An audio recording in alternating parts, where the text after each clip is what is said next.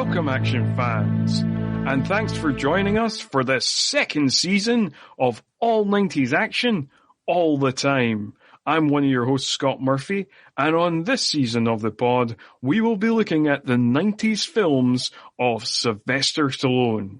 And joining me on this sly journey, we have Bloodhound Picks co-host Craig Draheim, back from his recovery from the Steven Seagal season after skipping last week's rapid fire record. Well, it was last week for us. It's actually about 4 weeks for you, the listener. So there you go.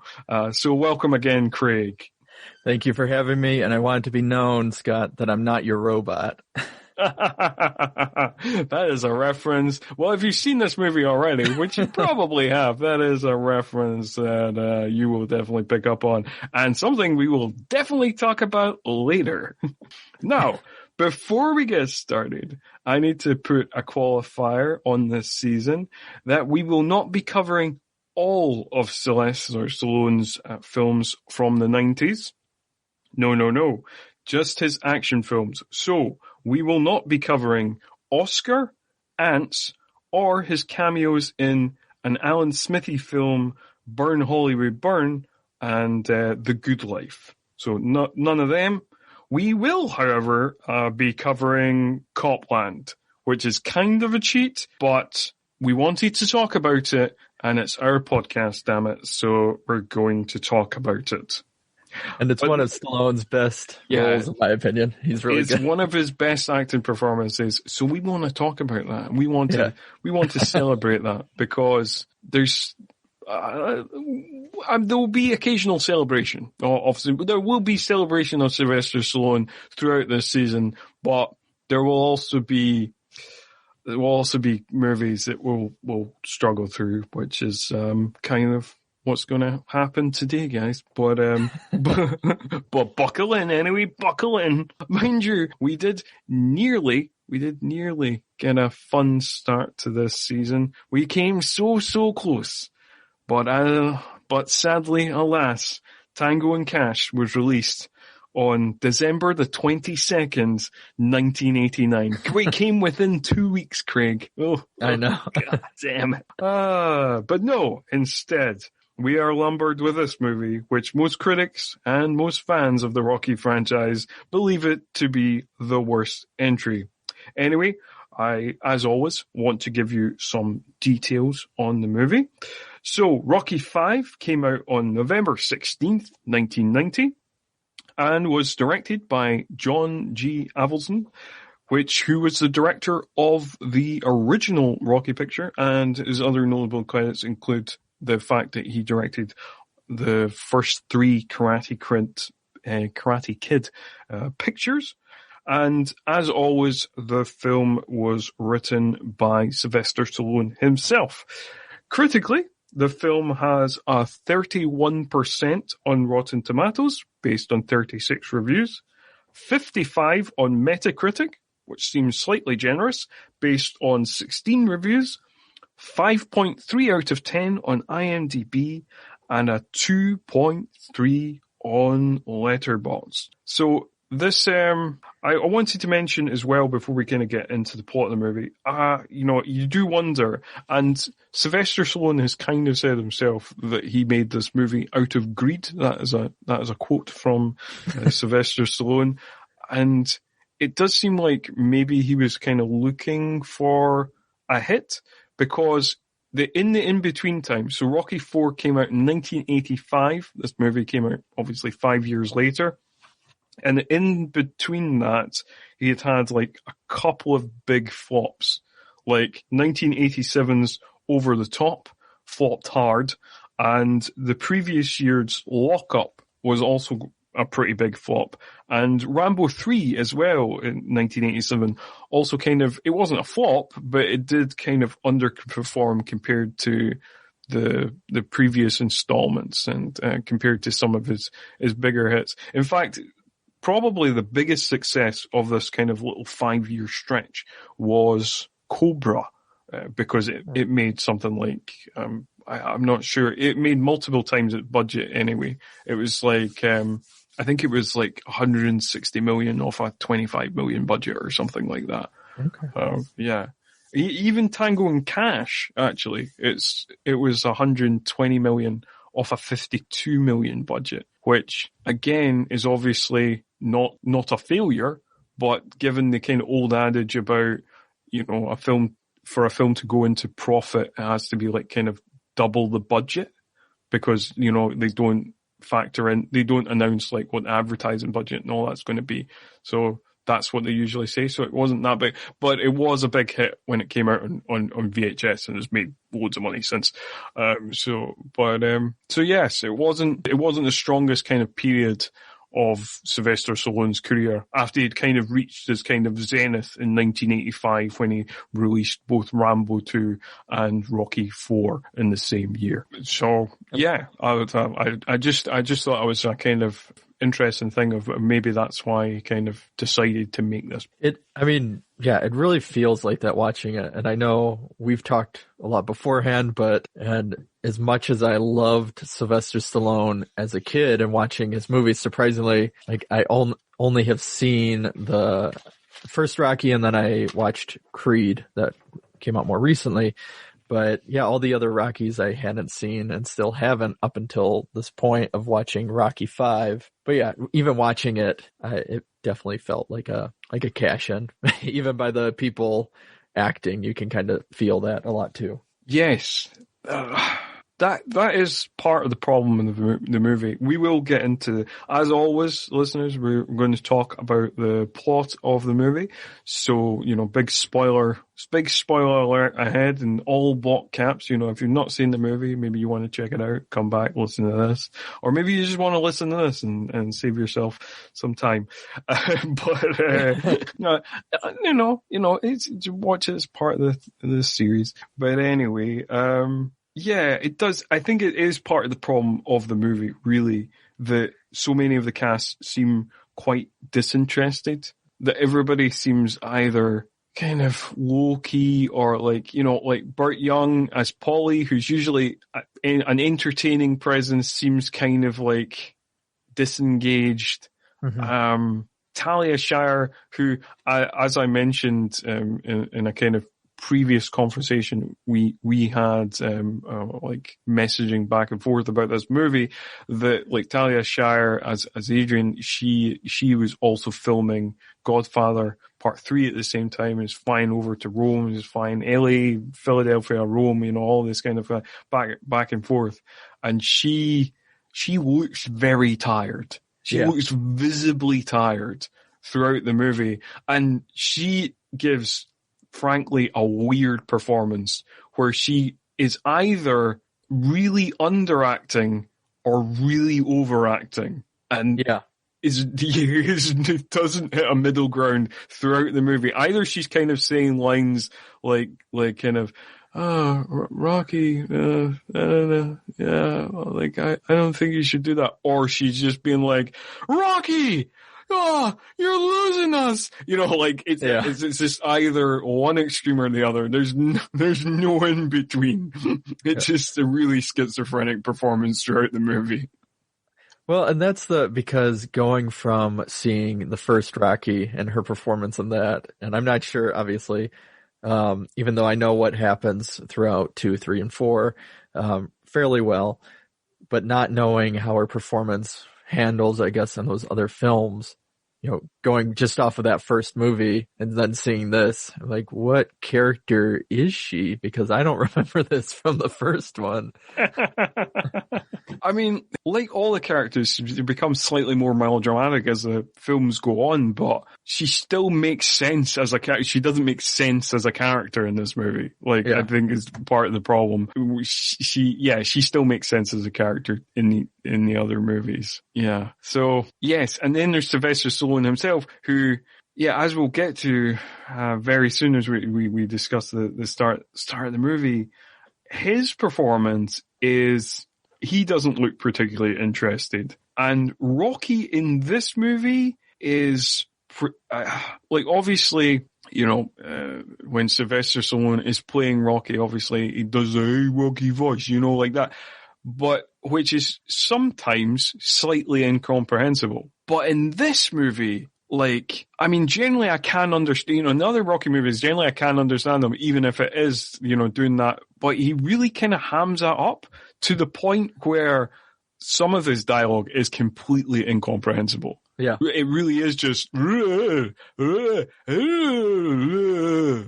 and it almost feels like it's been a few years since I've seen the original, but it feels, and there's kind of a part to it as well that is brought in at the beginning that we'll get into and then lost throughout most of it about brain damage, but it feels like they really tried to make him, I don't know, he just loses that grounding and becomes like a character of like more dopey in a way, I want to say. I don't know how to explain it.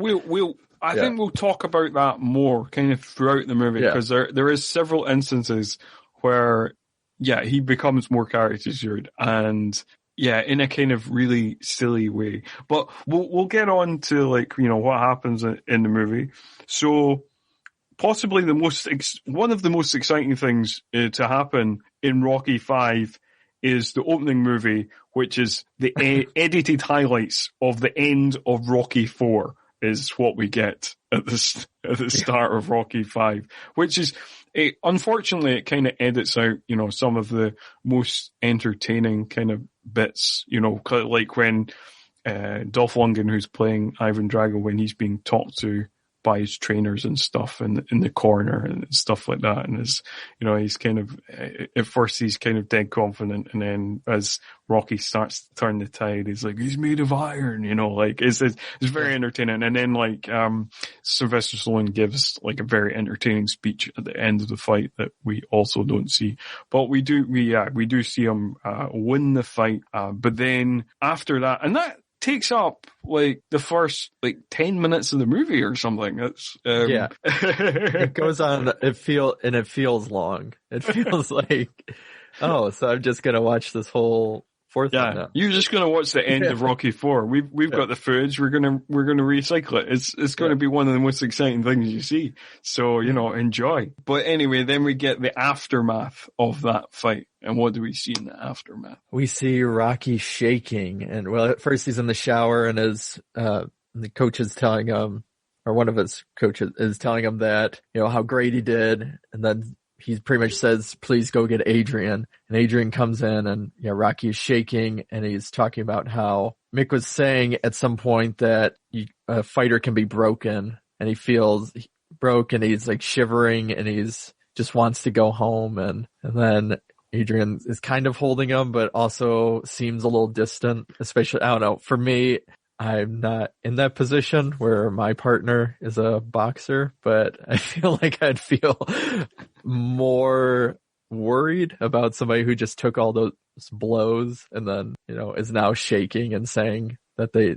something feels off, but that's just me. Yeah, for sure. And this is kind of one of the many instances in the movie where something is presented as if we should take it seriously and presented as a big emotional moment. And if the Rocky, if nothing else, the Rocky movies are all about kind of emotion and you buy into it. Even some of the silly stuff you buy into. But here it just, it's made to feel kind of silly. Your heart should go out to him. He's obviously, he feels like he's on the brink of death, that he's, a part of his soul has been broken, but it just comes off as kind of, when he's reading out that line where he's saying, I just want to go home. It just comes off as so hammy. It just feels silly rather than this kind of what it should be of this kind of emotional moment of oh God, this fighter is on his last legs, this is, he's done, he's had his time. Which would have been, in my opinion, we talked about this beforehand, a more interesting movie if they just focused on that. But then, as we will go on, that whole thing just kind of gets dropped a little. It's there occasionally when they need it to be, but then it's not. But then it's just ignored. But anyway, he comes back from Russia, hailed the all-conquering hero, and we get our first look at Rocky Jr., who is played by Sylvester Stallone's eldest son, Sage Stallone. And the kind of hilarious thing about this is, you know, if you've watched the Rocky films, which I know you haven't, Craig, yep. So there has been 5 years between the Rocky films. And so in Rocky IV, his son was about 9. And in this movie, his son's about 30, you know, he's about 5 years older, which he's played by a different actor. Sage Stallone didn't play him in Rocky IV.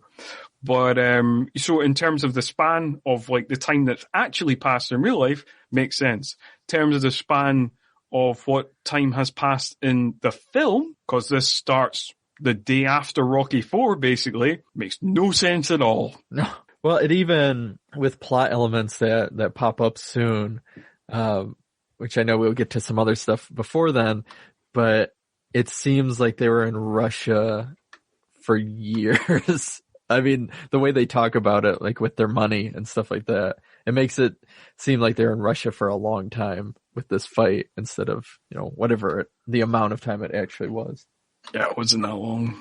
It was just like a training camp. So it was like, a few months have gone by. That's what I was guessing. Like, yeah. It's been like, you know, like 8 weeks have gone by or something, you know, this does a training camp, you know, he wasn't there for like until the fall of communism or whatever, you know, like, although, oh God. The other thing about this episode that we've got to talk about is like we've got to get sad. So like there's going to be a few kind of times where, you know, bring up things, I know, like because a lot of the people who have made this movie are no longer with us. John G. Avildsen, he passed away in 2017, aged 81, I believe. And sadly, very sadly, Sage Stallone passed away in 2012 at the age of only 36 due to a heart attack brought on by atherosclerosis, which is kind of heart abnormality or something like that. Obviously very sad. Unfortunately, not the only person who suffered a tragic death on this film. I suppose we need to move on. Do you want to talk about the press conference and what happened in the press conference? So after kind of the reunion and the band is playing and everybody's excited and, you know, he's joking with his son. And even his son, after a bit, starts to say his dad is acting a little weird. Again, foreshadowing for something that never really comes to fruition. But they go to this press conference where initially it was just supposed to be Rocky talking about the fight and so on. And then a promoter comes up with his new fighter who wants to instantly challenge Rocky for the world championship title belt. And you know, obviously Rocky hasn't told anybody about the issue or that he's been facing with the shaking, and that then Adrian then kind of references that, well, he's going into retirement, and instead the media kind of just goes at him saying, well, you got to answer the question, are you going to fight or not? And he just kind of deflects until the point where they leave and they wave goodbye to the press and all that. But that promoter really wants to have Rocky fight because it's a big meal ticket. Yes. And that promoter, whose name in the film is George Washington Duke, and is played by Richard Gant, who we've previously seen in The Glimmer Man. Yeah. So I'm sure we all remember that. And he is supermodeled on Don King. If you know anything about boxing, this guy is, I mean, Don King is something of a cartoonish figure himself, but this is like an even more cartoon version of Don King, if you can believe that. Yeah. Oh, and then that's actually something that's funny because, you know, I've had this fascination with boxing. I started watching real boxing, going off of the opening fight that you kind of see the flashbacks of the number 4, and then even some of the fights within this. Like, man, this is nowhere nothing like what I've been watching. Like, Oh, for no, real no, boxing, Rocky movies don't have any sort of realistic portrayal of boxing. No, they're kind of fake. I mean, the closest it comes to a realistic depiction of boxing is the sixth one, Rocky Balboa. I've not seen the two Creed movies, but in Rocky Balboa, they seem to try and make it a little more realistic. But yes, like in the Rocky franchise up to this point, nobody in boxing apparently has a defense of any sort. And they're all just winging punches, like, leaving themselves wide open. Like, yeah, it's not, no, don't try and compare it to real boxing in any way. Doing wrestling moves, apparently. Oh, yeah. Yes, you just get separated for that, and nobody gets disqualified for like, bizarre. Yeah. Like, we'll just do like a back suplex. Like it's I mean, that it's that kind of thing that happens in the Rocky IV fight that you see at the start of this movie and at the end of actual Rocky IV. Like that. That doesn't generally happen, but no, like all the fights in Rocky movies, none of them are particularly realistic in that way. Like, because yes, they're all just like chin up, winging punches left and right, there's no, the whole kind of footwork and, any sort of like head movement or any sort of like, proper, like, putting your guard up kind of thing. Like, it just doesn't happen. I suppose it looks more cinematic, but it just doesn't happen. Also, there is some real boxers in the movie though, like, cause the guy who is being promoted by George Washington Duke, Union Kane, is played by Michael Anthony Williams, who was a real boxer. And there is another real boxer in the movie that we will talk about soon. But Michael Anthony Williams, he might have been an alright boxer, don't really know his record, but he, terrible actor. Yeah. just says all his lines like he's directly reading them off the camera. It's and they're very few too, so that's how much of an impact of an actor he makes, is that he only has probably like 3 lines that are repeated twice maybe, and they're he's only in like a couple of scenes. Yeah. But anyway, we need to get rolling on with the rest of the movie. I did want to talk about the scene where they get back to the house and Sage Stallone playing Rocky Jr. is talking to Paulie about like, it looks like, Dad's looking about, he noticed he's acting a bit weird, and then Paulie's kind of reassuring, no, he's not acting weird. But the thing I really want to mention about this scene, because it's not really worth mentioning otherwise, was Rocky says one of the most inappropriate things you would say in front of your own child. Yeah. Like, because I needed to write the line down because I was like, really? You just, like, he says to Adrian that he wants to violate her like a parking meter. And I was like, one, as chat lines go, where did you pull that one out from? And 2, like, would you really say that in front of your, like, 13-year-old son? Well, and that's where I think like it gets into this whole idea that he's, there's might be some brain damage from him getting beaten, and it feels like, they're going to go this route, and, the son is talking about that his dad is acting funny. So maybe they can really expand upon this, but yeah, it's just another one of those that because they don't, it is brought up, it brings it out even more of just how inappropriate and how off it is. But then again, maybe that's just the way Rocky and his son kind of bond, because just pretty much just after that we get Rocky finding a picture of Rocky Jr. drawing of his French teacher with massive boobs, and they have a good old laugh about that. But I love the line he gives, Sylvester Stallone gives, where he's like, he puts the picture back of this drawing of the massive boobs, and he was like, don't show your mother. She doesn't really understand French. Yeah. Well, and it goes to this whole heartfelt moment too of, it's supposed to be, where, while he's in the press conference, he talks about the love he has for his son. It was like he was born again when his son came around. And so they have like this moment that's supposed to be sentimental of like him telling his son how much his son means to him, and that, and what defining, I guess, what he already said, which I felt like was pretty easy to identify. I don't know. Yeah.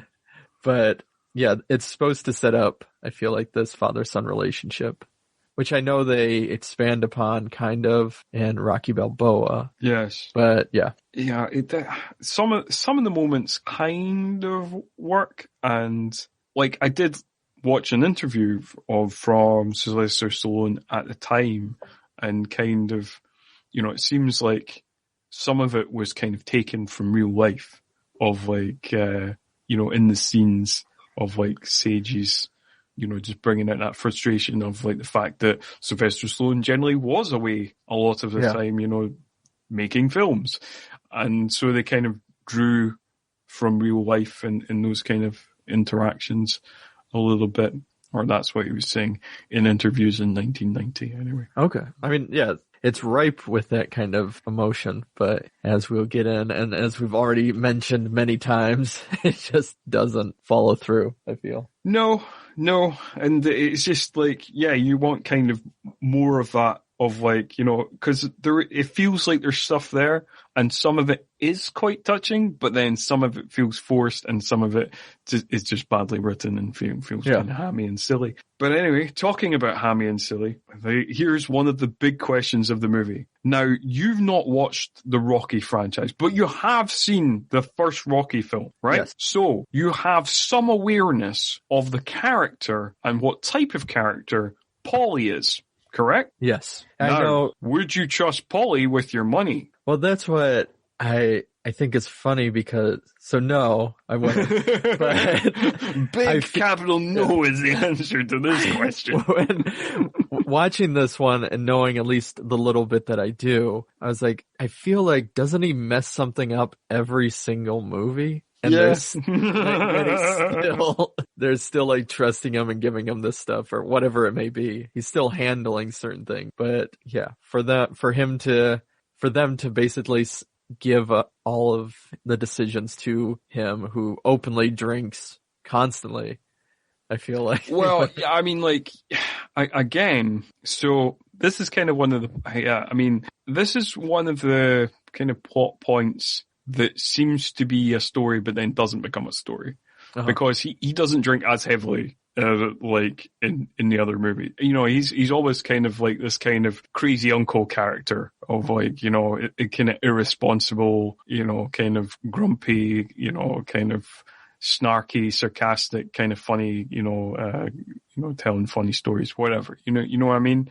Like he is that kind of character. But yeah, so it does seem like in this movie that after he has lost basically Rocky and his family their fortune, that he goes into like kind of full-blown alcoholism. Yeah. And it feels like that is going to be a major plot line, or a major, like kind of sub-story to the subplot to the main, the main meat of the movie. But it is not. No. It's just he drinks a lot throughout the movie and nobody mentions it.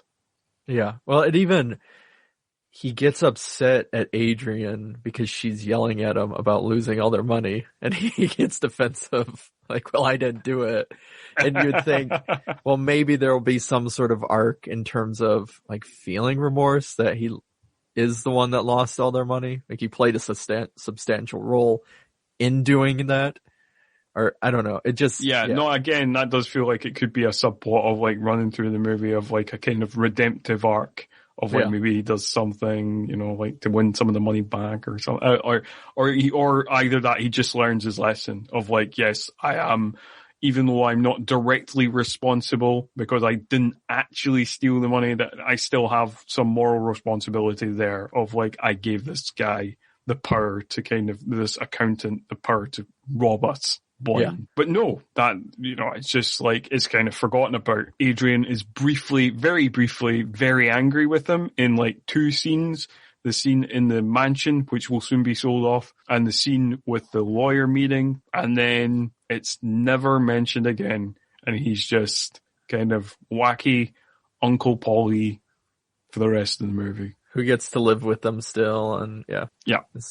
All is good. So yes, like you say, a couple of things there that are kind of set up as if they're going to be subplots, if they're going to matter, and they absolutely 100% do not. Much like the thing that's just right coming up, which we get, Rocky has a brain scan where he's told he is not allowed to fight. He will not be, no commission will allow him to fight. Now this brain damage has come to the surface and been diagnosed by these two doctors.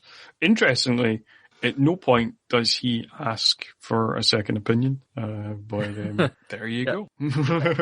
And I don't know how to even push it more forward, but yeah, this whole first, because I know we'll get into, I guess, what the movie is kind of about once Tommy comes in, but the whole those 40 minutes are just like build up for something that never happens, basically. Basically, yeah. And yeah, lots of, and it's weird because like talking about it, like similarly, if you saw it written down or talking about it here, you would think that there's lots of plot happening here. There is events happening, but it's just kind of, they're disconnected. There's just one scene happens after the next, and you feel like they're going to build a narrative on top of that, but they don't. It's just like, well, anyway, on to the next scene, which is we're selling off the mansion, and we've got a nice little, we've already been told what's happened. We already know he's lost his fortune. We already know he's been diagnosed with brain damage. But then, in case the audience member is an idiot, we get a newspaper montage telling us what's happened so far in the movie. Yeah, and then they even make, I don't know, it just feels like they wanted to get back to the Philadelphia roots and the working, kind of like that working class roots, and then that was just their quick fix, but didn't know how to keep going with that. Well, but even, yeah, absolutely. It does seem like, I mean, that seems like the main point why they brought back the original director, John G. Avildsen. Yeah. You know, it seems like, yes, they're trying to get back to the roots of the franchise, get back to the kind of more grounded, character-driven drama.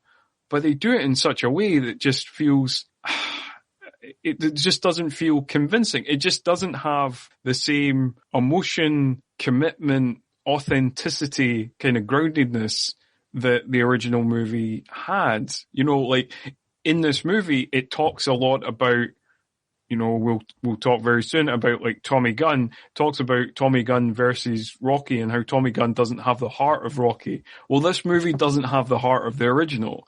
Like, it just feels, everything rings hollow. Even down to, like, we get these scenes as the estate's being sold off of, like, oh, yeah, you know, Rocky finds his outfit from Rocky 1 in the attic, and now, you know, because that's the outfit he has to wear in the streets. And, you know, and then we get this kind of, the Mickey flashback, which is like, again, tying, you know, it's supposed to give this kind of emotion and sentiment and stuff like that. And again, it doesn't feel particularly, convincing, you know, even though as much as I love Burgess Meredith in that role. And again, I mean, Burgess Meredith, like, at the time, he was like 82 years old, and, he does not look particularly well. In this movie, it does. I mean, he would actually survive another 7 years. He wouldn't die till 1997 when he was 89.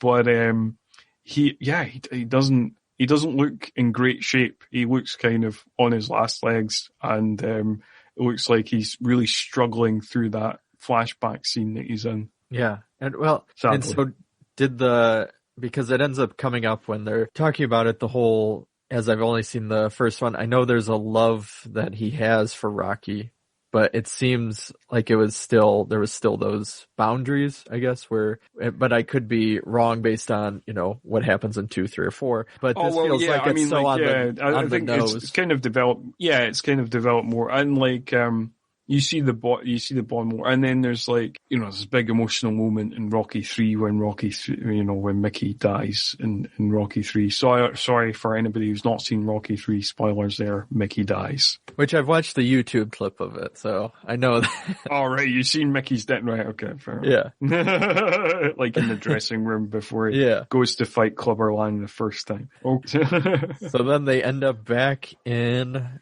the mean streets of Philadelphia. Yeah, absolutely. And again, this is the thing that kind of annoys me about the film. Is just like everything kind of seems like forced. Of like, oh yeah, he goes to the bar and like he's like kind of comes out and he's obviously had a drink. Apparently, there's like a longer scene where he's in the bar kind of getting drunk. There is a director's cut of this film. There's never been released. A work print of it was released allegedly by the director John G. Avildsen, online, that was available on YouTube, but then taken down via copyright. I think you can see it on Daily Motion, but it's about half an hour longer, and some of it's done a bit differently. Like we'll talk about it in a minute, but like the soundtrack is different. For example. Okay. It's kind of all Bill Conti's music, and there's a few different scenes that are either not in the movie or are kind of done edited a bit differently, or some of the scenes are like the same visually but have like different dialogue, and so it's kind of, there's a bit of a difference. I've not seen the director's cut. Like I say, I think you can find the work print of it online on Daily Motion, I think, but it's a really shitty quality. That's the only available thing that you can see, is just this really shitty quality work print of it, because the director's cut never actually got a release. Okay. I mean, this one already feels 10 minutes longer than it needs to be, or more, but yeah. Yeah. For sure. But yeah, so, and again, like, that's the other thing I was going to say about that scene. Like, yeah, that feels forced as well. If I was kind of like, oh yeah, he's back on the streets of Philadelphia. So yeah, of course he's like suddenly smoking again, it's But he has to make sure and teach his son that there's con men. Yeah. However he calls it, hustlers, and the son doesn't understand what the words mean, but knows deception or something. I don't know. Yeah, he doesn't understand hustler, but he's like, oh, you mean deception? Yeah. Because like, son is hustlers smart. And scams doesn't understand that, but deception, that's what you're talking about. Yeah. That's what we're talking about. So this is to show that the son just doesn't fit in on these, mean streets. Yeah, because he's just too intellectual. He's too intellectual for Rocky or these mean streets. He's above all that. And that is something that is constantly said throughout the movie. Rocky says it about how smart he is, and yes, it's really driven home. It's it's not subtly done for sure, but it's around this time we get our brief introduction of Tommy Gunn, where Tommy Gunn tries to introduce himself to Rocky. How do you want to do this? Either we can have me make the listener sad again, or you can talk about his introduction a little bit, and then I'll make everybody sad. So I could talk about how he comes in, and then we can make him sad. Yes. Since they'll just know, hearing us talk about it now, that you will be sad with anticipation of it. But so he's on the streets, and it looks like he's kind of been, even though he doesn't even have a car, it's one of those where he's just been sleeping on the streets just because he really wants to meet Rocky. And he's a fighter himself, and he is trying to talk to him, but Duke comes in and drives from wherever he's at. I think he keeps coming into Philadelphia, even though he's probably based out of New York or wherever it may be. Mm-hmm. And he's trying to promote the fight again. And he just really wants Rocky to fight, and pushes Tommy Gunn to the side. And then even Adrian runs down and gets in his face again, in Duke's face, and tells him that Rocky is no longer fighting. And I think this is when Duke says that Adrian is the one with the cojones, which then Rocky doesn't know what cojones mean later on. That's a little joke, I think. Yeah. Yeah, I think so. Like, but again, this is one of those things where, like, Rocky throughout the movies, he's obviously an uneducated guy, like a kind of uneducated in a kind of goofy, endearing way. He's a little slow, and that's how he's kind of always been portrayed. But in this movie, he's portrayed as if he's actively mentally handicapped. Yeah. That's what I think before I was get into and we kind of highlight or insinuate is that like it gets to the point where he almost becomes more childlike with a lot of stuff, where Adrian is just like really fighting all of his battles for him, and that he's really kind of just become this lumbering guy that only knows how to fight with his fists, and that's it. Like he doesn't know how to really handle anything else in this outside world. And yeah, it's strange. And this whole scenario gets repeated a lot, where it's like Duke comes, he wants him to fight, Adrian steps in, and it's like it just keeps going to the point where it feels like filler of like, yeah, we get the point. Yeah. Yeah, I know. It's just like there is a kind of lot of kind of rinse and repeat of like, and again, because they're trying to go for this kind of slightly kind of grittier, back to the streets, back to the original heart of the franchise kind of thing. And then you keep getting this cartoon character popping up being like, hey, come and fight, blah, only in America. Like, they even went to stealing Don King's catchphrase to really hammer home the point that this is a cartoon Don King. Yeah. You know? Yes. So Tommy Gunn, this is where we get sad again. Tommy Gunn was played by the real life boxer Tommy Morrison, who in real life did briefly hold the WBO heavyweight title a few years after this movie, and was about 20 years old when he filmed this movie and had an undefeated record at the time. And unfortunately, though, Tommy Morrison had quite a sad life afterwards. He had to retire from boxing in 1996 when he tested positive for HIV. And then he tried to make a brief comeback in 2007 after a few negative HIV tests that he had. But his comeback didn't really go anywhere. And he obviously had some issues with drugs and stuff, and some issues with the law, and there was a time he was in jail for 2 years, and then sadly in 2013 he died aged 44 from septicemia, septic shock, multiple organ failure, and cardiac arrest. And it is, it's kind of one of those things of like, as much as I kind of want to kind of laugh at his performance, just like kind of knowing all that is just kind of like really, just like the Sage Stallone thing. It's just like, it's just really, really fucking sad. And like, it's really too young in age to die, like Sage Stallone at 36 and Tommy Morrison 44. It's just, brutal. Well, and even hearing that, I mean, I agree with you, but even hearing that is kind of why, like, you see the foundation being laid of the story of Rocky V, and you think how relevant, I guess Rocky V could have been, or, because Rocky V, it really builds this kind of what happens to these fighters, at least in the beginning. It's like starting out, the fighter at the end of their career, and all they know is this fighting, and who are they afterwards, and, really doing this whole thing. But then kind of, again, it's just a shame because like hearing that and going off of the beginning, at least, it seems like there's, there could be a lot of symbolism, but then there's, for sure.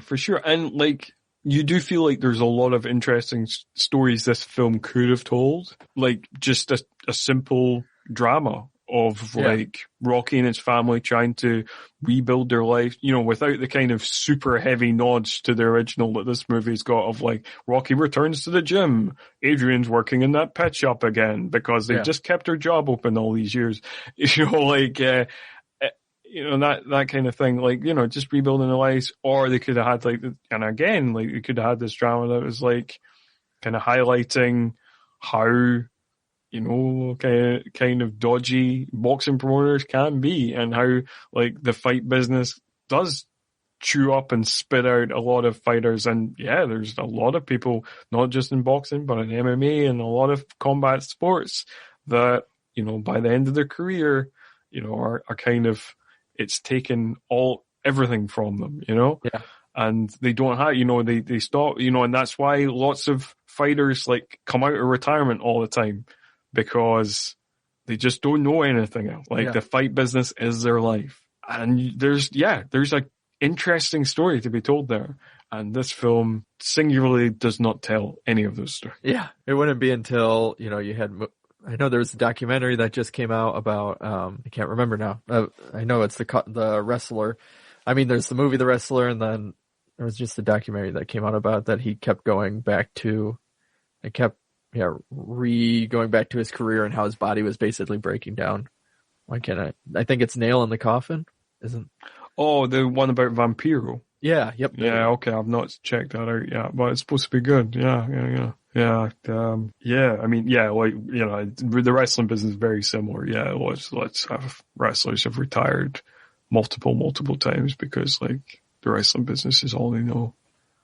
And they don't know how to kind of live in the outside mainstream normal world. It's just that's all they've got, really, you know, like, and I think it's just like the addiction to that, you know, that feedback they get from the audience as well, you know. It is obviously it's like a kind of mixture of things, but yeah, for sure. But I suppose we should go back onto this movie, and, you know, talking about this movie and it just kind of jumping onto things because it's just like, this is interesting, right?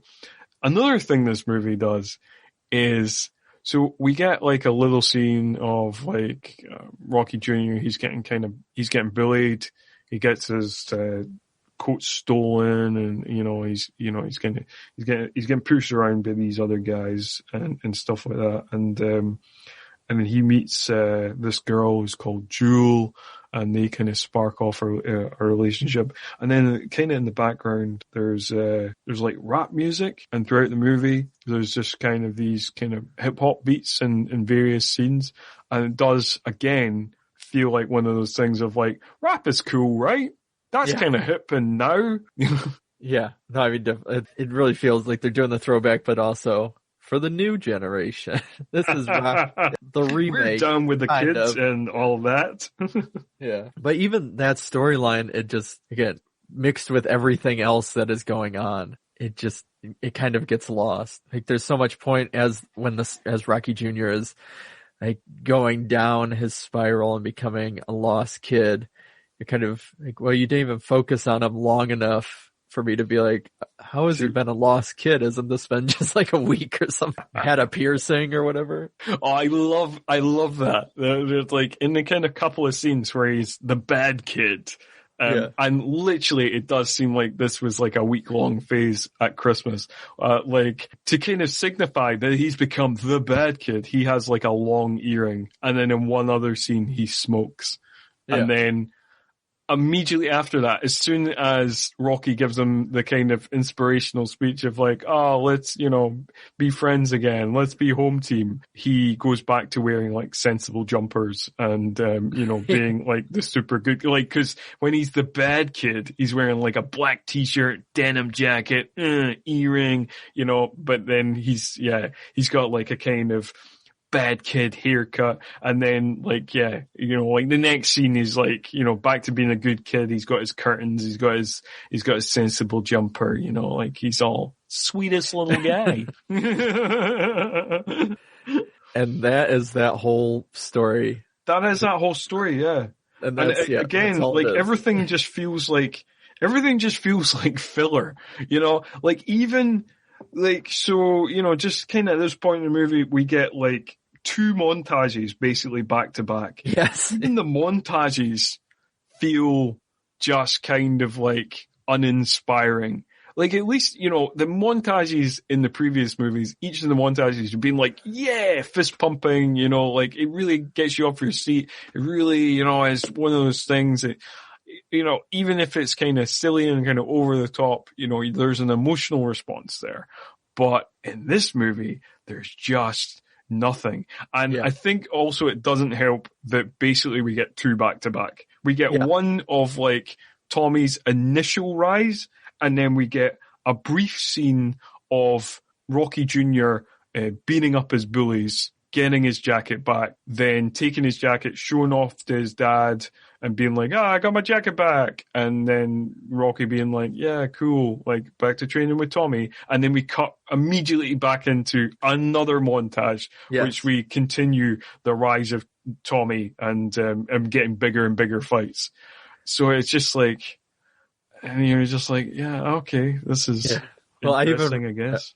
I wrote happy montage for the first one because you're seeing the son, he's doing the training too, and Tommy Gunn, and then the other one said sad montage because it's like this is the one that's highlighting what's to come, and that Tommy isn't all that Rocky hoped he would be. that's basically all they are. It could be the same montage, but they're not.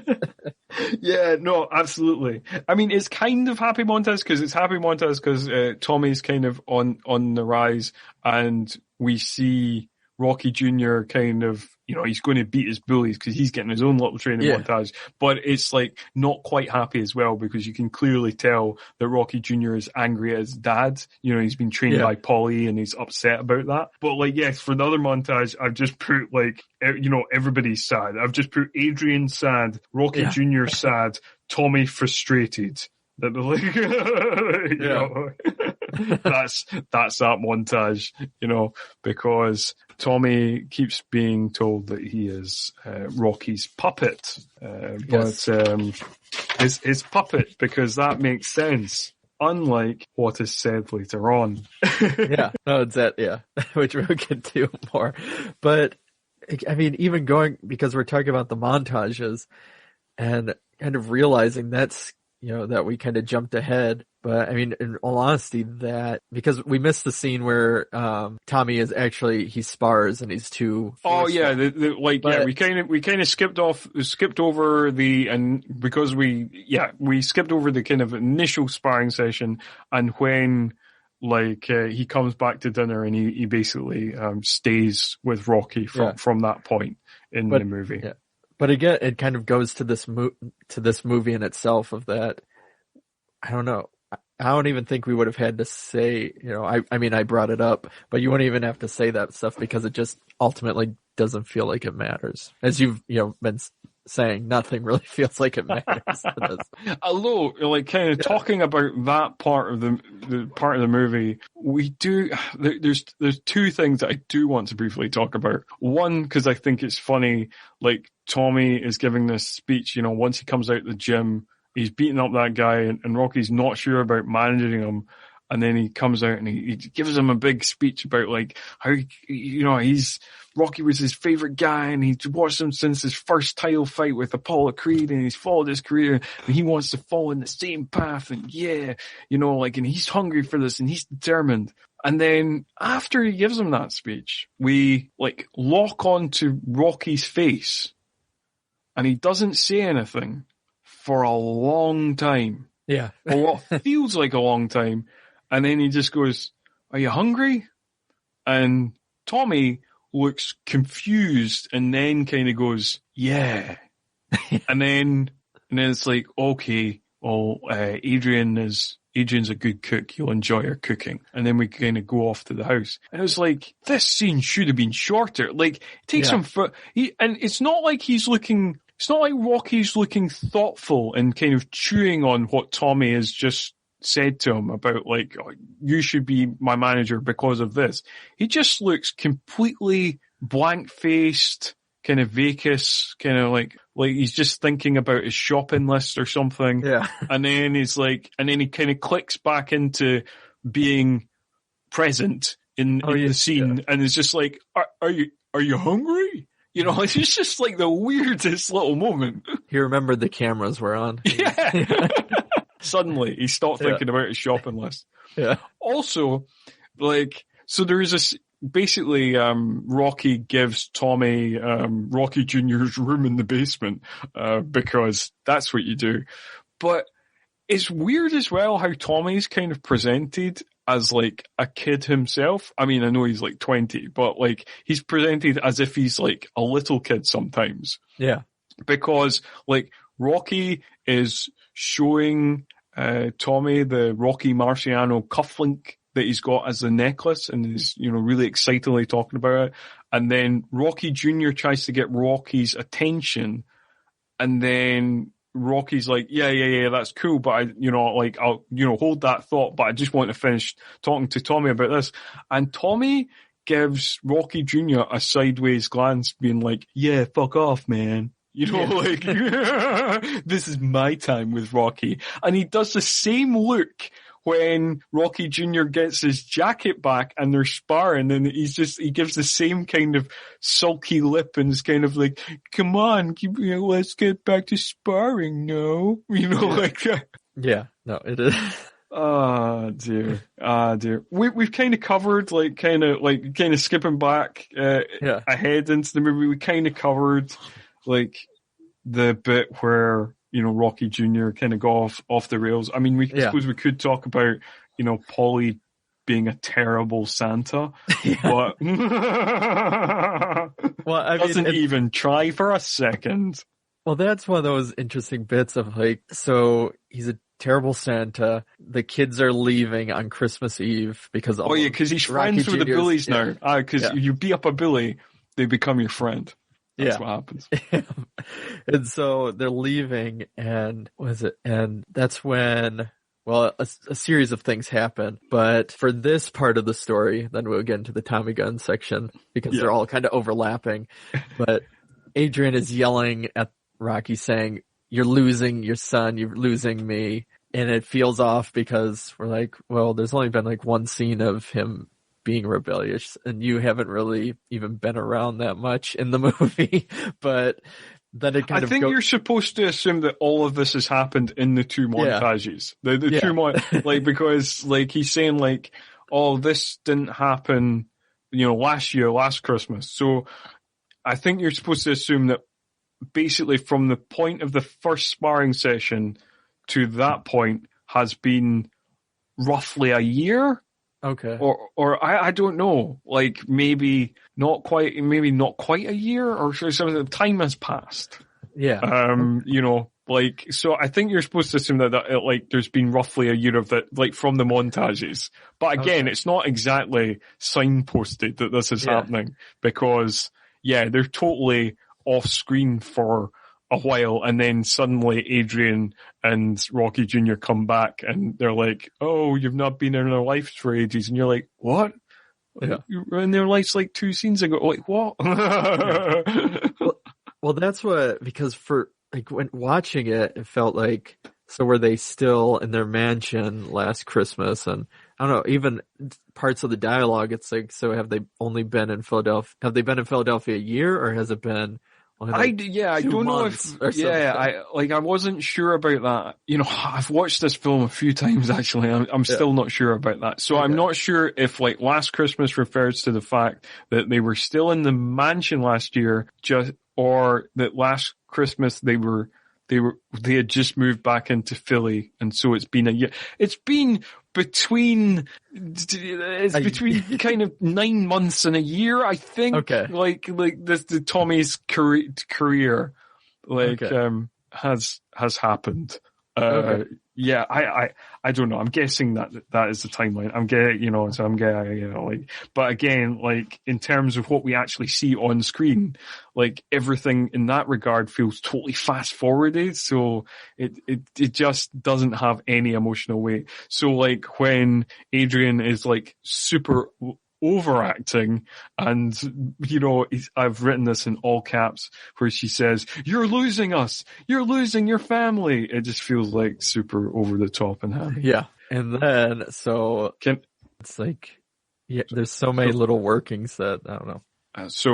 Yes. So we should have explained, how did the line about you're losing us, you're losing your family, come about in the first place. Okay, so as we were kind of mentioning before, that there's kind of a lot of overlapping in terms of, you know, the movie itself, but especially during that scene where he's dealing with his son, who has now gone off the rails and become a complete rebel, apparently, for a long period of time, as we're made to believe. And then during that time, Tommy is supposed to be there for Christmas with them, and that's all really Rocky is worried about. And Rocky wants to even give him one of the cufflinks, the one that he has, which kind of really sends everybody over the edge, apparently. But Tommy doesn't show up because he's hanging out with George Washington Duke, who wants to promote him and is kind of giving the same spiel to Tommy Gunn that he tried with Rocky, but, obviously Rocky denied, and Adrian and everybody saw through that. But he gives him $20,000 as just like just to show how serious he means business. And he gets a new car. And anyways, so then Tommy and Duke and everybody shows up to Rocky's house during Christmas Eve after the kids have left because they're upset about Uncle Paulie being shit Santa. Yeah, who smells of gin, or there's some comment made about it. And Tommy then, so they give these kind of presents, and Tommy says that he's going to go and do the fight, and then he's going to go leave with his new girlfriend in his car. It is implied as kind of bought and paid for by Duke. Yeah. Throughout several moments, there's even the reporters do it later. Yes. But as Tommy's driving, so Duke has already left, and as Tommy and his girlfriend are driving away, Rocky is running with the car and telling him, that he needs to wait, that it's not about, he's doing it too soon and they're going to do it their own way. And he's trying to say, again, an important issue that we've kind of talked about would be something that would be really cool to highlight in this movie, but they don't. He's saying, people like Duke, they're going to chew you up and spit you out. They just want the quick buck. They're just doing this. It's very shady, and I'm trying to keep you away from that, like Mick did for me. The kind of dark side of the business. Yeah. Yeah. And, obviously Tommy says, well, I'm not you, because that's who he keeps getting referred to as Rocky's puppet, Rocky's boy, robot, and so on. And then saying, I'm not you, and you're not Mick. And so then he really speeds off. And that's when Adrian comes out and has her over the top blow up that I guess is right for the movie, but it doesn't feel right for us, the audience, because we've only seen, again, the little bit of time of him with Tommy through the montages, that it only feels like it's been a couple of months. Yeah, it doesn't feel, we've not really properly built up this relationship at all on screen. And there is this thing as well where the movie can't quite decide what Tommy is. Yeah. Like, because at some moments it's kind of like he's portrayed as like, he was always going to portray him. And like, it's almost kind of suggested by like the way other characters are. Of like, Paulie seems to think that he knew that this was always going to happen, and like Rocky Jr. similarly seems to have seen this coming for months, and like like everybody seems to know somehow that like Tommy is going to end up being this Judas character, and it seems like at certain points he is like presented as this like violent villain who's always going to just using Rocky as a stepping stone, but then at other points he's kind of portrayed as this like innocent dupe who's just being kind of pulled, his strings are just being pulled by Duke, like he's just been tricked basically, and he's not that bad, but the movie just doesn't have a pulse on what the character is at all, because it even gives that backstory that he got into boxing because his father used to beat him and his mother. Like, it gives all these kind of reasonings and stuff like that. And then, then it just kind of, again, like you were saying, doesn't know what to do with it. It's like they want to throw in something that's going to be very emotionally heavy, but they don't. Yeah. Also, one of the kind of fun facts I got from the kind of background research was that Tommy Morrison worked with a pair of acting coaches, Richard and Leslie Brander, who initially were booked for like 2 weeks of pre-production and the first couple of weeks of the shoot, but then were kept on for the whole of the shoot.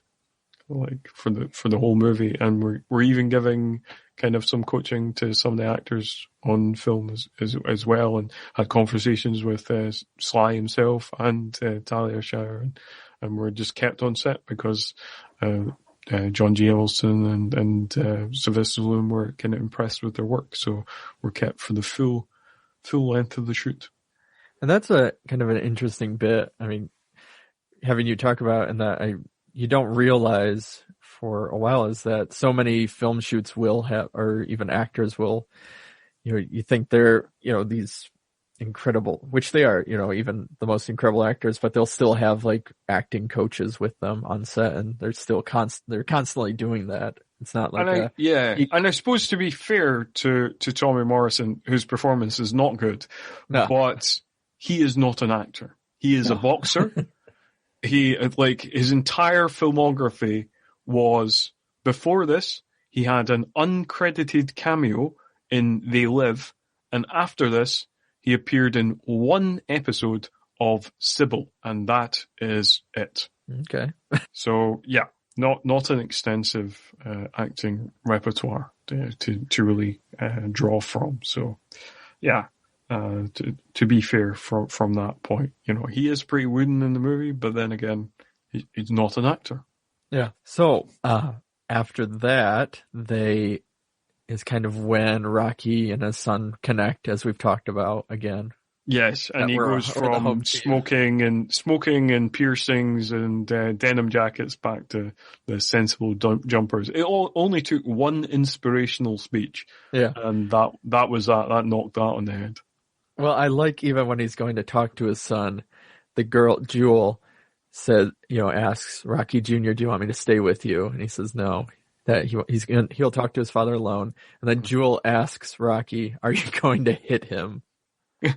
Yeah, you're not going to hit him, are you? Yeah. And Rocky's like, no, of course I'm not. This is just again to show what a rough neighborhood this is. The assumption that parents are just going to beat up their children. Exactly. Actually, as kind of cheesy and unconvincing as it is, there is something a little touching about this. I think maybe just because knowing it's his real life son and stuff like that. Yeah, so in this scene, it's, when they hug at the end, and he goes in for that kind of awkward kiss on the cheek, and that, it is quite sweet. Yeah. No, I mean, there are little moments throughout when it's focusing on the emotion that I think it works, but it just doesn't do it enough. Yeah. But so then everything's happy, kind of, I guess, and they are watching the title fight with Tommy Gunn, and Rocky is excited. Yeah. And Rocky is excited. He's even punching the punching bag like Tommy is. And this was another thing. Again, he's just been betrayed by this guy. Based on the timeline of the movie, it seems like basically days before. Yeah. And so, again, this kind of points to the fact that, Rocky in this movie is not portrayed in the goofy, kind of endearing, slow way he's been portrayed in the previous movies, but as just a straight up idiot. Of this guy's totally betrayed me.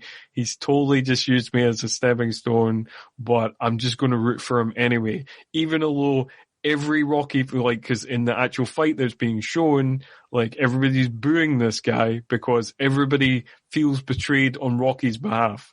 And yet Rocky himself is cheering for him. Yeah, and I don't know, it just, because even talking about living on the streets and him being street smart and stuff like that, it just makes him out to be very naive, I think, more so than anything. Yeah, that is true.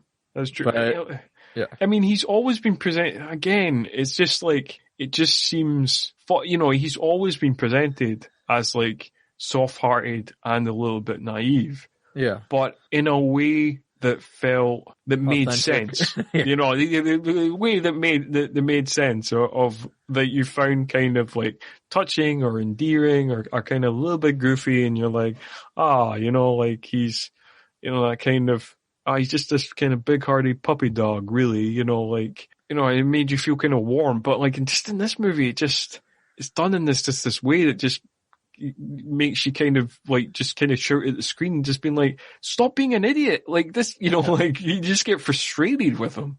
Yeah. No, exactly. So Tommy wins easily, apparently, and we'll find out more. Yeah. And then we get to the point where he's finally going to thank somebody for his win. He talks about the person that's always been the angel on his shoulder, which Rocky talked about, that he'll be the angel on his shoulder. So obviously it's going to be Rocky, but no. He thanks George Washington Duke. And then this is where the penny finally fucking drops for Rocky, where he's like, God damn it, and then and again, it's played in this kind of silly way where everybody else in the scene seems to know that that's exactly what Tommy's going to say and is just waiting for him to say it. And nobody, like, Paulie doesn't seem surprised, Adrian doesn't seem surprised, Rocky Jr. doesn't seem surprised. The only person who seems surprised is Rocky. So, like, yeah, even the kind of sympathy that Rocky gets from, like, Rocky Jr. and that, it all feels, like, incredibly patronizing of, like, yeah, we all know you're an idiot, but, we love you. Yeah, even the audience and they aren't surprised. No, nobody else is totally there. They're already booing. They're just waiting him for to say some smarmy shit. And so again, it feels like it should be this moment where it's like, oh, the betrayal is complete, and you feel heartbroken for Rocky. But instead, you just feel like, kind of grabbing him by the face, just being like, yeah, come on, man, wake up, like, yeah. It's a frustrating movie. It's a very frustrating. And that's the thing, going from Seagal, who I hadn't really seen any of his movies, at least there was that silly element that you could have fun with, where this, I don't know, it's like opposite in a way, where it's like there wasn't that silliness of being like, well, I can have a laugh with it. Yeah, it's true, because you keep seeing things that you're like, oh, you could have made something out of that. Yeah. And the fact that they don't is frustrating. And then there's just these other things where it's just like, things happen. And it's just like, so, with scenes we've not mentioned, but like, there's so much that kind of happens. It just kind of feels kind of blah or kind of filler. It's a tediously paced movie. It's a difficult. Yeah, you can't watch it as it's a bad movie, but it's not a bad movie that's also a guilty pleasure movie. It's just, some of it is just incredibly forgettable. Some of it's incredibly frustrating, and it's not a great mixture. Yeah. Oh dear. I wasn't this final bit though. Yeah. This kind of final segment, there is some entertaining moments in this, and there is some kind of funny lines. Like, so when they have the press conference and all the boxing reporters, who are generally played by real boxing writers, are kind of mocking Tommy Gunn, because they're basically saying that Union Kane wasn't a real champion, he was a paper champion only. And one of the reporters, in a line that I really liked, was, he said, Kane has so much glass in his jaw, it ought to be a chandelier, which I was like, that's a peach of a line. Yeah. And so the paper champion thing is because Kane didn't officially beat Rocky for the title, so he just by default took the championship. Yes, I guess. So, like, yeah, I think what we're supposed to assume that, like, even though at the start of the movie, the George Washington Duke is kind of talking up the fight and kind of presenting his fighter as the challenger, I think what we're supposed to presume, if you know the kind of boxing structure at all, is something like that basically, the federation decided, how, like, all the different federations, like the WBO, IBF, all these kind of things, like, they have these kind of ranking systems, and then, sometimes a boxer might want to make a big money fight, but they can't make a big money fight because they've got a mandatory challenger as chosen by the federation. So I think maybe, like, Union Kane became the mandatory challenger, and then there was like a vacant belt, and he just kind of picked up the vacant belt. I don't know, something like that. Again, I'm just guessing from things I know about boxing rather than things the film tells me. Yeah. Which I know, and yeah, it's made very clear by kind of all the press that Tommy Gunn wouldn't actually do well in facing a real opponent, is what they're kind of saying. Yeah, facing like a high caliber champion. Basically, they're saying like Rocky faced all these high caliber world class champions, and like he's just faced like this, paper champ. Like, he's not of the same caliber as Rocky's opponents. But we've mentioned robots a few times. Yeah. And it's not made sense to the listener probably, unless they've seen this movie. And so we now actually get to explain the context of that. So after the press conference, Tommy storms out angrily with Duke and the other promoter, Merlin, who's played by a former homicide detective, Mike Sheehan. Oh. So there you go. And then he starts talking about, that he doesn't want to be called a robot, which at this point in the film, nobody has called him. Yeah, that's why I'm not sure if it was like a line change or something, where it was supposed to be, where they said robot earlier, but then they're like, well, that doesn't make any sense. Let's change it to puppet. And then they just forgot to change it in the script later on or something. I know. I mean, I don't know. Like maybe in the director's cut, maybe there's another scene where somebody, not that makes any sense. It's like you don't call somebody's robot, like that's not generally the phraseology of that, like being in, like I want everybody to stop saying I'm in Rocky's shadow, or I want everybody to say I'm not just Rocky's boy, or I'm not his puppet. These all make sense. Robot don't make sense. No. And the fact that this line comes back makes even less sense. Yeah. Well, and then I like the fact that George Washington Duke is like, he flipped of saying, well, the press aren't wrong. Like, you're not even that, He's telling the truth of that. Well, you're not going to be able to beat Rocky, or, you can't beat Rocky. You're not that good, but I'm just using you. I don't know. He's very honest about what he's doing, and Tommy Gunn still sticks with him. Yeah, he's very open about his villainy, and then he's basically like, I think you're supposed to be convinced that Tommy is blinded by money, because Duke is like, if we get this fight with Rocky, it's going to be massive. It's going to be the biggest payday you've ever seen. Only in America. They really drive Don King's phrase into the ground. Duke says only in, I should say George Washington Duke, because not to be confused with Duke, who is the trainer that we saw at the start of the movie, who feels like he's going to be a main character and has been like a kind of side character in other movies, but like just gets completely dropped in this movie. Also good. So George Washington Duke, he's going on about like the big payday and all that kind of stuff. And, so I don't know. Like, he's convinced by the money. Yeah. Only in America. Yeah. It really, that's the main thing that they knew about Don King. He promoted boxing, and his catchphrase is only in America. And then they wrote a cartoon character around that. Well, he even tells Tommy that the only reason why he got as far as he did so quickly is because of his skin tone. And that is something that could be further developed, but no. I mean,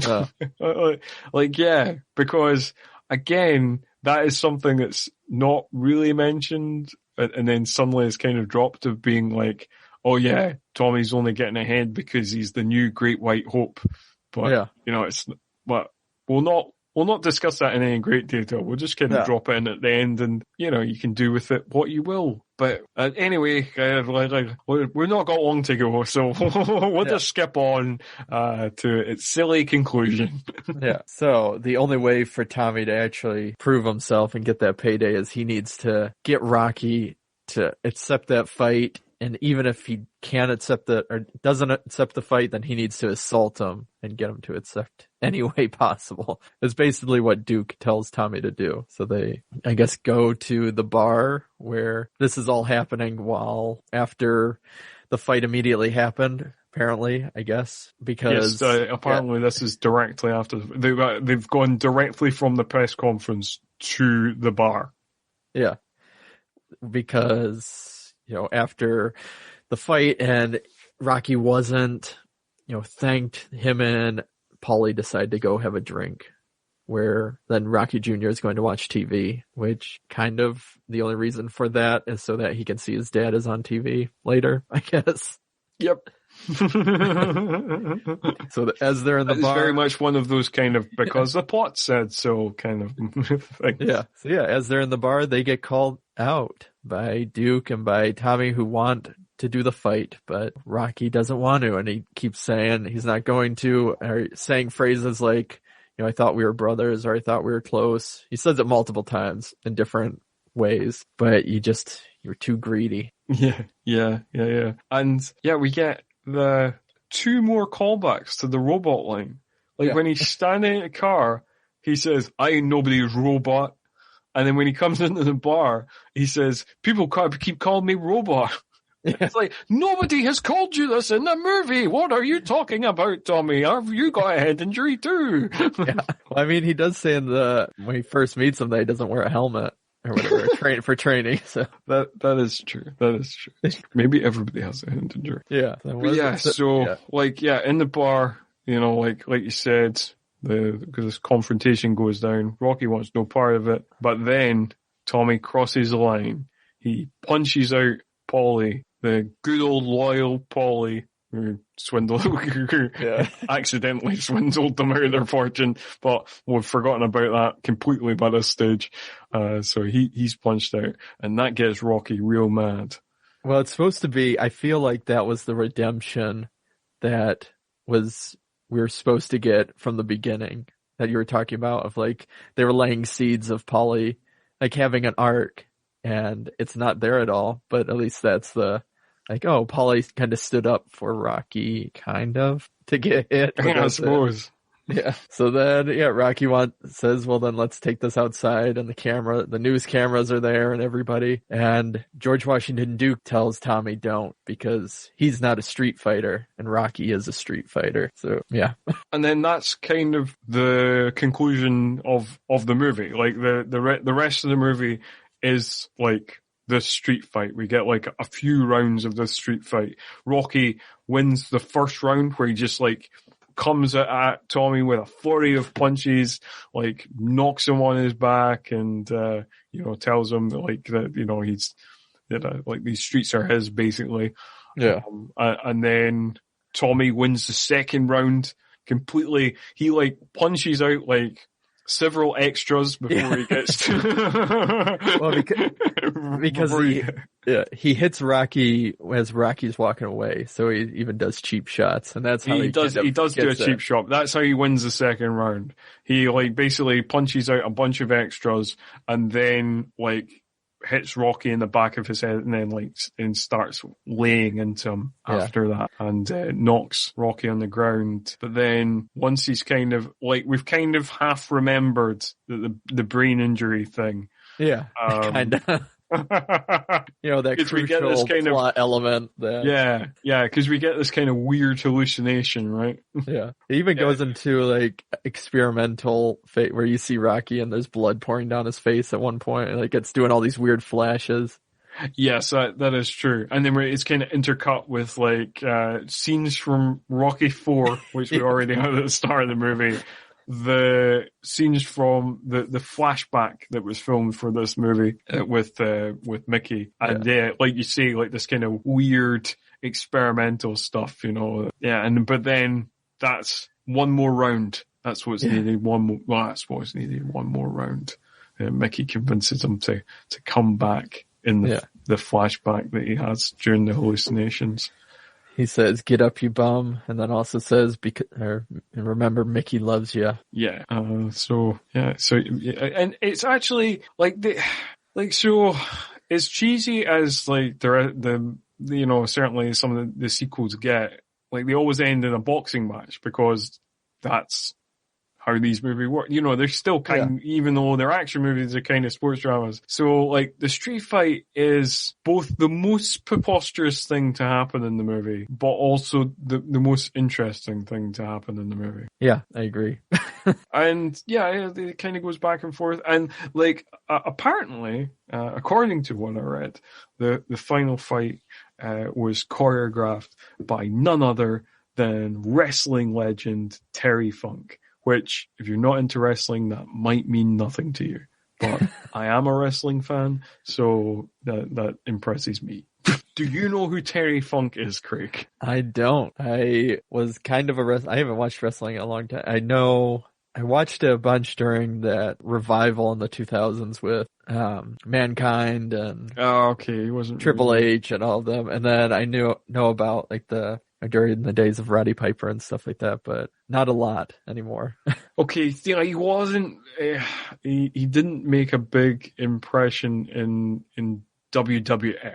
Like, okay. He wasn't in WWF a lot. Like, he wrestled forever. Like, I mean, it wouldn't surprise. He is talking about people who can't retire. He is somebody who wrestled forever, and for all I know, may still be occasionally wrestling now. He made his debut in 1965. He is now 76 years old, and he wrestled just for decades. And he was in the the NWA in the 70s, and he did have brief runs in the WWF in the mid 80s and the late 90s. But he's more famous in wrestling for other runs he had in other companies. But anyway, yes. So final fight was choreographed by Terry Funk, and you can kind of see that because there is some wrestling moves in the fight. There is like a backdrop at one stage, and there's a couple of wrestling moves thrown in there with just a straight up. Well, I say straight up boxing, but again, as we've discussed, not boxing that but I suppose it doesn't need to be boxing because it's a street fight. So, it can just be like the wailing of punches. Yeah. You get slammed into garbage bins and. Yeah, exactly. Yeah. Exactly. And it does very much feel like the end of a wrestling feud of you've betrayed me. Let's settle this in a street fight. Yeah. Well, I wonder if it's because that's what they're trying to do as well, of being like, well, wrestling, that's the same thing with the hip hop. Wrestling is getting big and boxing is kind of not as popular right now. So let's make it more like that. I suppose 1990, I suppose Hulk Hogan's still very popular. Yeah. Maybe that was part of it. But I love how they just won't let this line go. So when Rocky finishes the fight, he finally punches out Tommy, smashing him against a bus who kindly stops. We get one last kind of, goddamn, only in America, give him other lines, per Richard Gant. Yeah. And then, Tommy even gets arrested. Because that's how that works. If you're in a street fight, the loser gets arrested, but the victor is just congratulated and is taken on the shoulders of the celebrating community. Even if the victor is the one who started the street fight, it doesn't matter. Yeah. It doesn't matter. That's the rules of street fights, but only the loser gets it. If you win the street fight, then you have won, and you get the respect for winning the street fight. But for being part of a street fight and losing, you have to serve some time. Yeah. And then he also, talking about George Washington Duke, repeats the line 3 or 4 times, touch me and I'll sue. Correct. So in case they want to really give that foreshadowing of what's going to happen, they drive that in a bunch because he says it repeatedly over the span of 45 seconds of film. Yeah. And the payoff for that is obviously Rocky punches him out, but even that is kind of just weird and slightly hilarious because he punches him in the gut, But Yeah. apparently he punches him up in the gut so hard that it takes him completely off his feet into the air, and then he lands on a car bonnet, and then he acts as if he's been punched in the face, like, cause it's like he's knocked out. It's like he's going out, and it's like, you got punched in the gut, mate. I mean, I can see if you're doubled over, like, punched in the gut's no picnic, but it just, the reaction to that punch is, and also the fact that it just takes him clean off the ground. And it's also kind of funny because the visual of Richard Gant's actually quite a big guy, and Sylvester Stallone is, I am 5'8". Sylvester Stallone is only slightly taller than me. He is maybe 5'9", something like that. I actually saw him during Expendables 3. I was working at I was a projectionist with the Chinese theater, and they were doing the premiere there for it, and I saw him and remember thinking, because I'm 5'6", so I'm, a shorter guy, and, he's buffed, like super buffed, but I was like, oh, he's not that much taller than me at all. I don't know. You always assume Stallone and like a bunch of them are these, like, because they make them these larger than life guys, but it's it's the way they're filmed, like, because basically, like I say, I'm not a tall guy, I'm 5'8", and most of them, aren't that big. Like, Jean-Claude Van Damme's about my height, Sly's just a little taller than me. Like, somebody like Tom Cruise, I think is actually shorter than me. There's loads of them who aren't that big, even like, I think even like Jason Statham's only like 5'10" or something. Yeah. Like, somebody like, in the last season we talked about Seagal. Seagal's like quite unusual in the fact that he's like a legit 6'5". And even, even Arnie's like a bit taller. He's like 6'3" or something. So, but most of them aren't that big at all. Like a lot of them. Yeah, because I know Tom Cruise is my height, or he's might be 5'7". I think he's about that. 5'6", 5'7". I know he's slightly shorter than me. But I know there's the whole bit where he wears, what they talk about, that he'll wear like lifts, built up shoes, or whatever. Lifts. But there you go, a little insight into the heights of action this morning. That's what was come to in this episode. Yeah. I don't know. Should we do a best or worst, or should we just wrap it up now? Why not? I'll do it. So the best for me, I'll say, because we've kind of talked about repeatedly, is that I think there's a lot of kind of moments, especially early on, that could make for a very solid drama, like, but it's never comes through like fulfilled, or never like, come to fruition. But I don't know. I think there's a lot of like ideas there that work really well, especially with the head injury and so on. And the street fight's fun. I'll give it that. Yeah. But, I mean, this is one where I think the montages and just everything about it feels like one long montage going, that's purposeless. Like the montage, normally a montage is supposed to have a training up until something, but this just feels like a series of scenes to get us to the fight, kind of.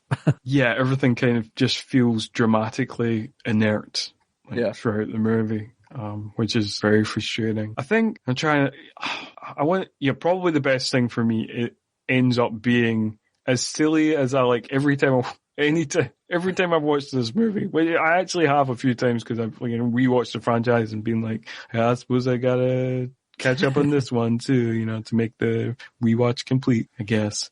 I've watched it a few times over the years, and the street fight for me is like the most entertaining thing that happens in the movie, even though it is also the silliest thing that happens in the movie. The worst thing is partly just the frustration of like what things could be, what this movie could be, or storylines that it could pick up on. But maybe even worse than that is the fact that you get the fight from Rocky IV at the start of the movie, and then you get a slideshow montage of the rest of the franchise at the end of the movie, at the end credits, thus reminding you of the better movies you could be watching right now. Yeah. Which is possibly the most upsetting thing, of just being like, oh yeah, remember how good this franchise used to be? But then if this movie didn't exist, then Stallone wouldn't have given us Rocky Balboa, which is actually a fun movie, because like in years to come after this movie, it was like, oh, I can't end it on that note. I'm going to make a new movie. And then, so maybe if he hadn't made this misstep, he wouldn't have given us Rocky Balboa, which I enjoyed. So like, yeah. Okay. And Rocky Balboa was kind of, from what I gathered, went on the same themes as like this, but him older, where it's supposed to be like a throwback to the original Rocky. Kind more of, emotionally. It's kind of more, it's kind of a little bit more character driven. It's kind of a little bit more to do with his relationship with his son and stuff like that, you know, than the big fight, you know. So yeah, but it's an entertaining movie, and I would recommend all 5 other movies in this run. Well, of the one I've seen, because I always think of it as being the 6 movies, and then the Creed movies being kind of a spin-off. And like I say, I've not actually seen the Creed movies, so like when I say the other 5 movies, that's what I mean. But that's it. That's our thoughts on Rocky 5. I hope you've enjoyed listening to our thoughts. Give us your feedback. You know, if you have a different opinion, if you think we've done this movie wrong and you want to be the defender of this movie, I don't know why you would be, but if you do, you know, write into us, tell us your opinions, tell us your thoughts. But that is all for this episode. It just leaves me to thank my co-host Craig for joining me again. I gave him PTSD on the Seagal season. This one's not started that better. So I can only promise that, you know, well, I actually can't promise The Only Way Is Up, Craig, because the next movie we're going to cover is Stop or My Mum Will Shoot. So, I mean, it might get better at some stage, is all I'm saying. Yeah. Well, I think I'll give it to Stallone that, you know, there's a certain point in the 90s where it picks up, at least to make an entertaining flick.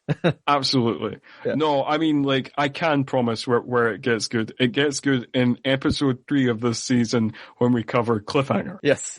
So you can all look forward to that. I'm looking forward to it. Craig's looking forward to it. I am. Hopefully you're looking forward to it, listener. Thanks for joining us for this latest edition of All 90s Action all the time. Until next time, when we will be talking, as I said, about Stop or My Mum Will Shoot, we will see you.